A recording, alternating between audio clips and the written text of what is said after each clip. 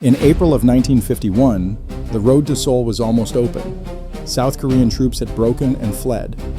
American forces were falling back, and through a narrow valley in central Korea, an entire Chinese division, roughly 20,000 men, was advancing in the dark.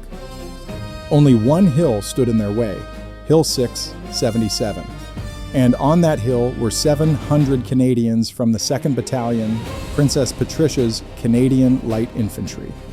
They had been in Korea for less than 5 months. They were outnumbered, surrounded, and facing an enemy offensive large enough to change the course of the war. Their orders were not complicated. Do not retreat. What followed over the next 3 days became one of the most important Canadian actions of the Korean War. A battle of darkness, artillery, grenades, and discipline under pressure. By the end, 10 Canadians were dead. But the hill had not fallen. Seoul had not fallen, and Canada had earned a battlefield honor it had never received before. If you want to hear more stories like this one, take a moment to subscribe to the channel, and let us know in the comments where you're watching from. What city and country are you in? Now, let's go back to the spring of 1951, to a narrow valley in central Korea, where a battalion of Canadians stood between a communist offensive and the fall of Seoul. By the spring of 1951, the Korean War had already gone through several violent reversals. United Nations forces had pushed north of the 38th parallel, but intelligence had long indicated that the Chinese were preparing something large. What came on the night of April 22nd was one of the most ambitious offensives of the entire conflict. The Chinese Spring Offensive, involving hundreds of thousands of troops striking across a broad front with the singular objective of retaking the South Korean capital. The South Korean 6th Division, positioned in the central corridor, collapsed almost immediately. Troops fled southward in chaos, leaving behind weapons, ammunition, and artillery pieces. The gap they left in the United Nations line was not a tactical inconvenience. It was a potential catastrophe. The 27th British Commonwealth Infantry Brigade was pulled from reserve and ordered into the Kapyong Valley to cover the withdrawal and plug the gap. The valley was narrow, less than 3 kilometers at its widest, flanked by steep hills that dominated the terrain below. Whoever held the high ground controlled the passage south. The dispositions were straightforward on paper. The 3rd Battalion of the Royal Australian Regiment occupied Hill 504 on the eastern side of the valley. The 2nd Battalion of the Princess Patricia's Canadian Light Infantry, known simply as the 2nd Battalion, took Hill 677 to the west, under the command of Lieutenant Colonel Jim Stone, a veteran of the Second World War who had already earned the trust of his men through several months of hard winter fighting. New Zealand artillery from the 16th Field Regiment and American tank support were positioned to provide fire if the line was tested. It would be tested beyond all expectation. On the evening of April 22nd, retreating South Korean soldiers streamed south through the valley floor.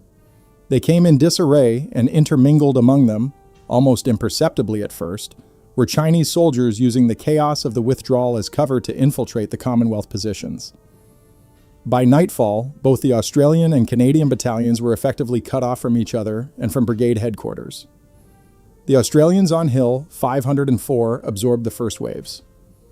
For 2 days, the 3rd Battalion of the Royal Australian Regiment fought a brutal defensive battle against elements of the Chinese 60th Division, repelling assault after assault at close range. The cost was devastating. 32 Australians killed, 59 wounded. By late on April 24th, their position had become untenable as a second full-strength Chinese regiment threatened to encircle them from the right flank. They conducted a fighting withdrawal down the ridge, under cover of darkness, supported by New Zealand artillery. That withdrawal meant the full weight of the Chinese offensive now shifted west, onto Hill 677, and onto the Canadians.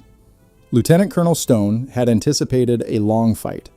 His companies had dug in methodically on the hillside, overlapping fields of fire, with communication lines between positions established before the darkness came. When the Chinese attacks began in earnest, they came in the form the Canadians had been warned about: massed infantry, moving in waves, using the terrain, accepting casualties in order to find a gap. They did not find one. Through the night of April 24th and into April 25th, wave after wave of Chinese infantry struck the Canadian perimeter. Grenades, small arms, mortar fire. The fighting at times reached the interior of individual company positions. At one point, a Canadian company was so thoroughly surrounded that Stone ordered his own supporting artillery to fire directly on their position to repel the attackers. The company held. The artillery worked.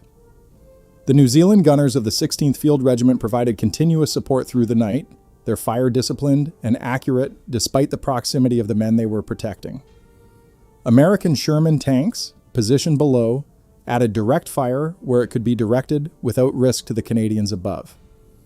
By the afternoon of April 25th, Anzac Day, the road through to the Canadian position had been cleared by American units.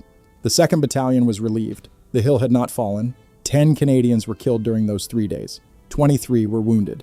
The Chinese force that had struck them suffered casualties estimated in the thousands. The corridor to Seoul remained closed. The full significance of what had happened at Kapyong only became clear in the days that followed. The Chinese Spring Offensive, the largest communist military effort since the intervention of November 1950, had been broken in the center. The United Nations line held. Seoul did not fall. The momentum that had threatened to unravel the entire war effort was absorbed and stopped in a narrow Korean valley by a comparative handful of Commonwealth soldiers. For the Canadians, the battle carried a particular weight.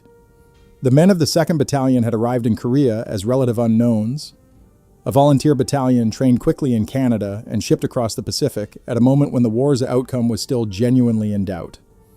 Their predecessors, the 1st Battalion, had distinguished themselves already, but Kapyong was the moment that defined the battalion's place in the Korean War. Veterans who survived described the battle not in terms of heroism, but in terms of focus. The training had been thorough, the positions had been prepared, the discipline under fire had not broken. Those factors, more than any individual act of courage, explained the outcome. What the soldiers themselves understood in ways that were harder to articulate was that the men who did not come home had made that outcome possible. 10 names, 10 families, 10 gaps that could not be filled by citations or ceremonies.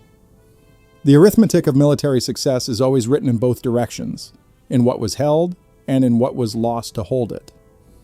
The people of South Korea understood what had been at stake.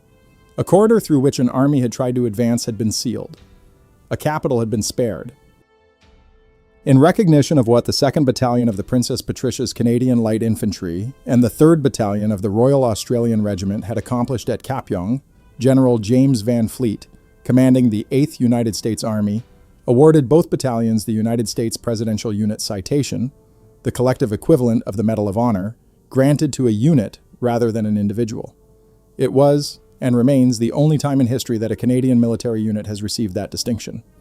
The citation recognized something that commanders had observed throughout the battle, that the Canadians had held a position they had every tactical justification to abandon, and had done so not through recklessness, but through preparation, discipline, and a command structure that trusted its soldiers to execute under conditions that could not be fully anticipated from above.